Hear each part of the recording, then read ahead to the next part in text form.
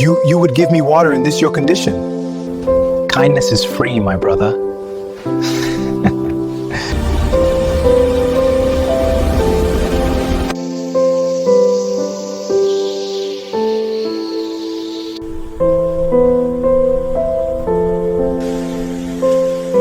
How much?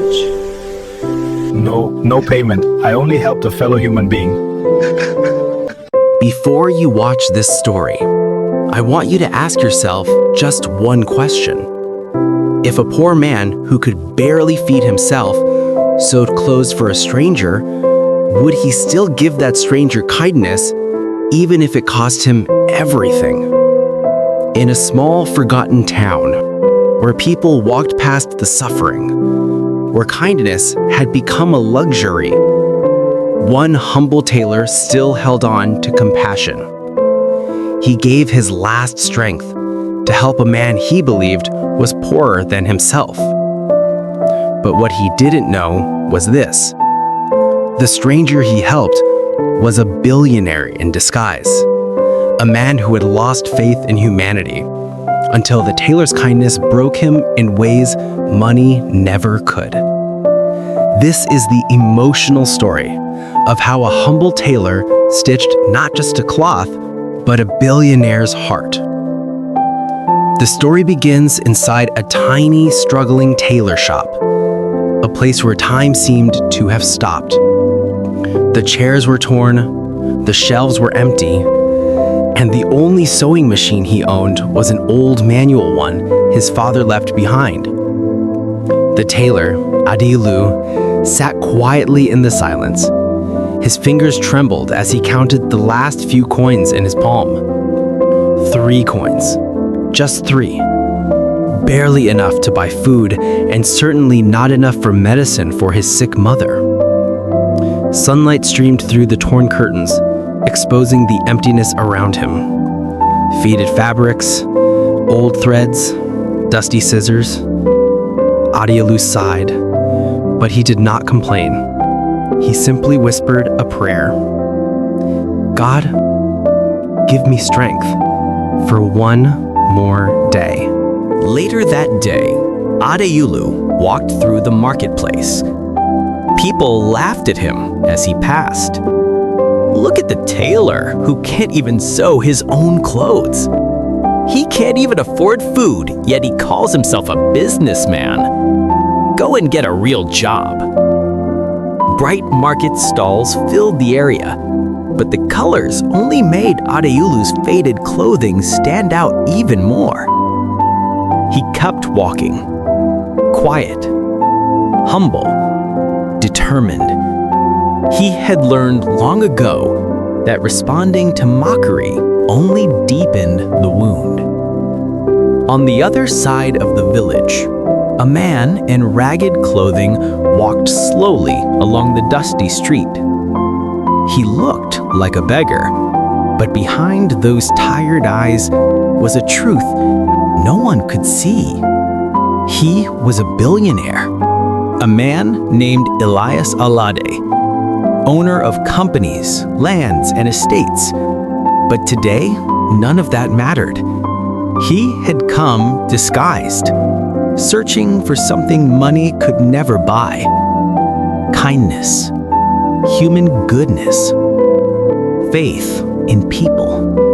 The wind blew dust around him as he walked, and children watched him from a distance, suspicious, uninterested, afraid. When Elias pushed open the curtain of Adeyulu's tiny shop, the tailor looked up in shock. Silhouetted against the sunlight, a tall man, tired, dusty, fragile, yet somehow gentle. "Please, sir, I need help," the man whispered. Adeyulu stood quickly. Yes, come in. Sit. What can I help you with?" The billionaire's voice shook. "My clothes, they are torn." Adeyulu nodded, kindly. "Let me see." The billionaire handed him a shirt so torn it looked like as though life had beaten it repeatedly. Adeolu held it carefully, as though it were something precious. He looked up at the man. "You must have suffered on the road," he said softly. The billionaire looked away because those words pierced him deeply. He smiled weakly. "Yes, I have suffered." But Adeolu did not judge him. Instead, he said, "Don't worry, I will fix it." And he meant it. Night fell. Adeolu worked under dim lantern light, stitching the torn cloth carefully. His stomach growled, but he ignored it. His eyes burned, but he sewed on. Hours passed until suddenly his head fell forward. His body dropped onto the table. He had collapsed from hunger. But even then, his fingers still clutched the cloth he was repairing for a stranger. Outside the window, the disguised billionaire stood watching. He had returned secretly to see if the tailor would still be working. Instead, he saw something that broke him completely. Adeolu collapsed, weak, hungry, but still sewing for him. Tears filled his eyes. How can someone so poor still give so much? He whispered to himself. When Adeolu woke up in the morning, he saw the billionaire sitting outside his shop, looking tired and thirsty. Without hesitation, he fetched a small cup of water, his only cup, filled it from a clay pot, and offered it gently. "You look exhausted. Please drink." The billionaire stared at him. You would give me water in your condition." Adeolu smiled softly. "Kindness is free, my brother." That sentence hit the billionaire like a storm. Hours later, Adeolu handed the mended shirt to the man. The stitching was neat, perfect, beautiful. The billionaire reached for his pocket. "How much?" he asked quietly. Adeolu shook his head. No payment. I only helped a fellow human being." The sunlight behind him created a glow, almost like a halo. And the billionaire couldn't hold it anymore. His throat tightened, his hands shook, tears fell. Why would you help a stranger for nothing?" he whispered. Adeolu smiled gently. "Because one day someone will help me too." The billionaire walked away slowly, tears streaming down his face. He wiped them with trembling hands, overwhelmed by the kindness he had witnessed. And Adeolu watched him from the doorway, thinking he had simply helped a poor wanderer. He had no idea who he had just touched. That night, Adeolu returned home. He knelt beside his mother, gave her a sip of water from a plastic cup he had cut himself, and forced a smile. "Ma, tomorrow will be better," he said. Even though he had eaten nothing that day, he still held hope. His mother looked to him weakly. "My child, your heart will save you one day." The next morning, the ground shook with the sound of engines. Luxury black SUVs, shiny, massive, powerful. They stopped right in front of Adeolu's tiny shop. Villagers gathered quickly, whispering, staring, gasping. What is happening? Who are they looking for? Are they here to arrest someone? Adeyelu stepped outside slowly, confused, afraid. Then the door of the lead SUV opened. The man who stepped out was nothing like the beggar he had helped.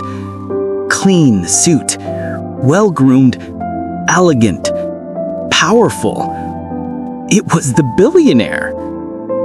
And he walked straight towards Adeyolu. The village froze. Silence swept across the street. Adeyolu, the billionaire said softly, "Do you remember me?" Adeyolu's mouth fell open. His hands trembled. Sir, Yes, the billionaire replied with a smile.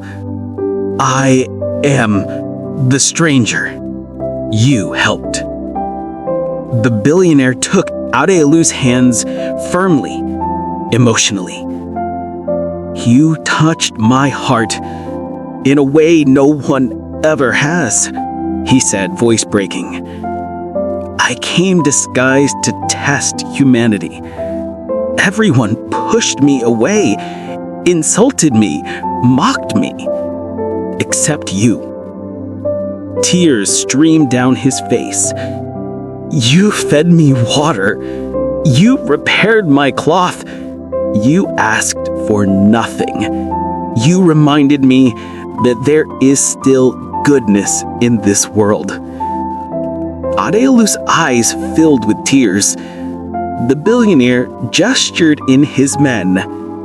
One brought a gold-embossed document. Another brought a set of shiny keys. "This," he said, "is the deed to a fully furnished, modern tailoring shop and your new home." Villagers gasped. Everything you've lost, I will restore it. And everything you've dreamed about, I will help you build." Adeyolu fell to his knees, sobbing, "Sir, I don't deserve this."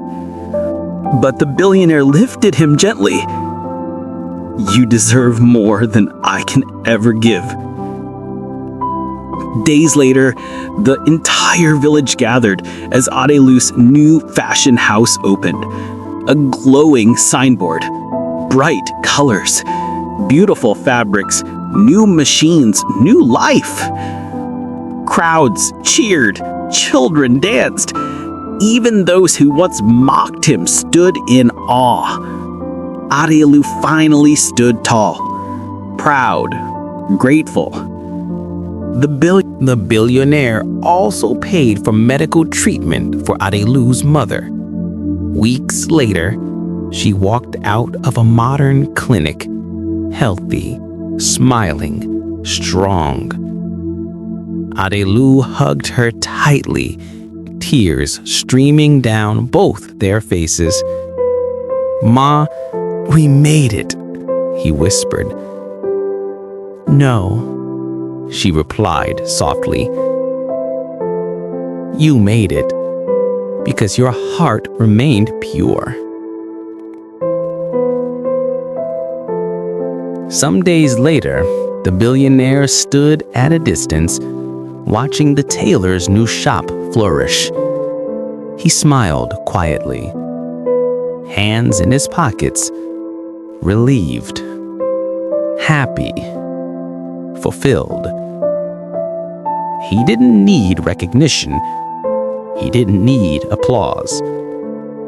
He had found what he came looking for.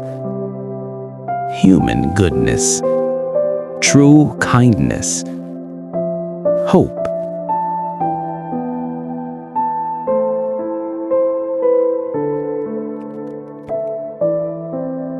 The story ends with Adeyolu sewing in his new shop. Sunlight glows softly around him. Vibrant fabrics surround him. His needle moves steadily, calm, joyful, fulfilled. For the first time in his life, he wasn't sewing to survive. He was sewing with peace. He looked up, smiled, and whispered, "Kindness will always return home."